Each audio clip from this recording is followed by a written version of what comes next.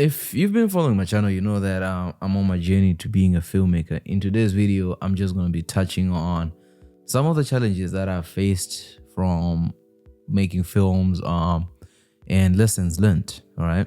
So this year is basically was the first year where I took the jump to become a filmmaker. And the ultimate challenge that I first ran into, which is something that you probably all run into, is money. So you realize that film costs a lot of money. In January, I made a video that I switched from the A7 IV to the FX3. The cost of that alone was too much for me to even think about. I think the camera cost me around like $6,000, just camera body. And you're looking at, if you want to get a lens, you're looking at another $2,000 to get a decent lens like a G Master, which is used by a lot of YouTubers. So when you look at that, and then you look at going into film school, which cost me around like $25,000 just to attend for 1 year, these amounts of money that you have to invest in your career, that you have to invest in yourself just to go far, or just to have a foot into the door, which might not even lead to success. One of the craziest things about film is you can put in money and you're not guaranteed success. And this goes on not just for when you're starting out, even for big productions, right? If you look at movies such as Cats, the one that had Taylor Swift, the amount of money that they put into that, and they essentially didn't make any money. If you look at there was a app that was made, or was it Quibi or something like that, where they lost billions of dollars. So this is something that happens to everybody. Like in this industry, nothing is guaranteed. It's a privilege to be able to tell stories for a living. It's a privilege to be in a position where I'm in, whereby, after many years of living on this planet, you can decide, I'm gonna pursue this thing, and I know that I'm gonna succeed somehow.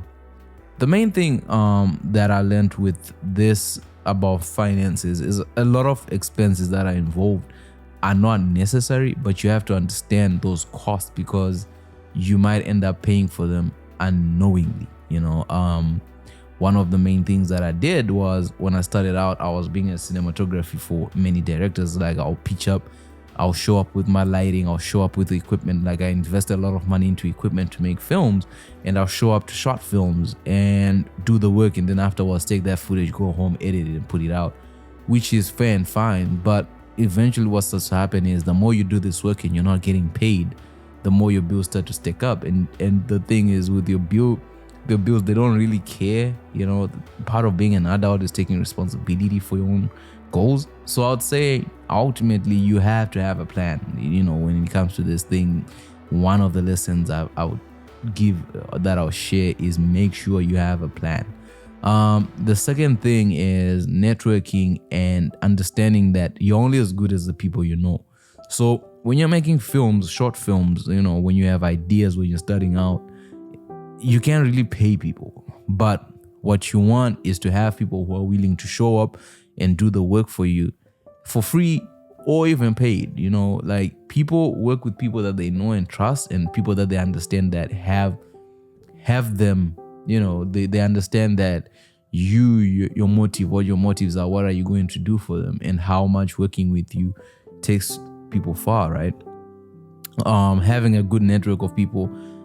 I used to see people, I used to do background before I got into film, just to learn more about it. And I managed to meet a lot of people, to the point whereby I used to sit and think that there were people who were better than me at networking, the people who were better than me at knowing people.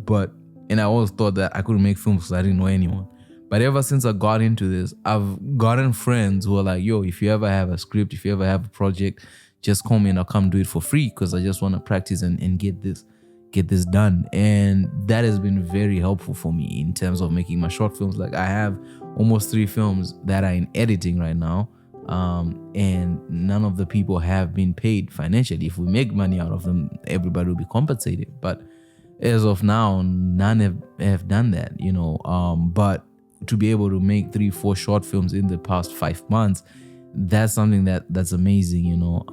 And having actors that are constantly willing to work, having crew members that are constantly willing to work. Networking is almost everything. The third thing that I'll give you as a lesson is, make sure you have locations. living in Vancouver, Canada, it's we are in the production hub, but one of the problems that we have is it's a lot of it's regulated. So if you want to shoot outside, you have to have permits, you have to have stuff, and the film industry is well known to be a cash generator. So a lot of people, when they look at you and you're like, "Oh, I'm into film," they charge money, real money, because they know that filmmakers in Vancouver have money. But the problem with that general view is not every filmmaker has money. A lot of filmmakers, are studying out as students, and so those things create problems. So you always want to have location. I try to use my house, but it's always a problem and a challenge because I live with other people, so they will not be into film. So you have to look at schedule wise and just how much you can inconvenience people to be able to pursue your dream. But when you can shoot outside locations, or when you can find locations, I think that you should always go for it. The fourth lesson I would say is scripts. You want to have great scripts, and you want to develop the muscle of learning what a good script looks like. One of the challenges that I've had with editing scripts that are on my own is just that a lot of writers, they love to put dialogue, and what dialogue does is it helps beef up the script, but it doesn't help push the story forward, and it complicates shot selection. It complicates a lot of things because when you have dialogue, right, when you're shooting it, you gotta have three shots. So you have the wide shot establishing the two characters speaking, and then you gotta have coverage of each character involved in the conversation. And then when you're editing, you have to take into consideration these things, and you have to make decisions based off of this, which makes it almost difficult to edit at a fast pace. You have to slow down and understand what tone you are going for with the movie. So you want to make sure in your scripts, especially when you're just doing shorts, you focus more on action, and you focus on the acting telling the story. Show don't tell, and so that would be a very, very critical thing for you to understand as you get into short films. And then the final thing that I've learned thus far is, in this industry, everyone's journey is different. My journey, your journey is completely different. I can tell you the things that I've done, the steps that I've taken, and you can try to take those steps and it won't work for you, or it will work for you. I can try to take the steps that you're taking and it might work. Some people come from privilege, some people come from money, some people do not. Some people have locations, some people do not. So you never know, whoever you're asking, how can I succeed? What are the steps to success? What do you do? I mean, those questions are valid, but at the end of the day, filmmakers make films at the end of the day, and you only use the resources that are available to you. Whether you have them or you don't, you work with what you have. That's one thing that I've learned. Complaining will not get us anywhere. You have to do the work, and you have to be willing to get after it.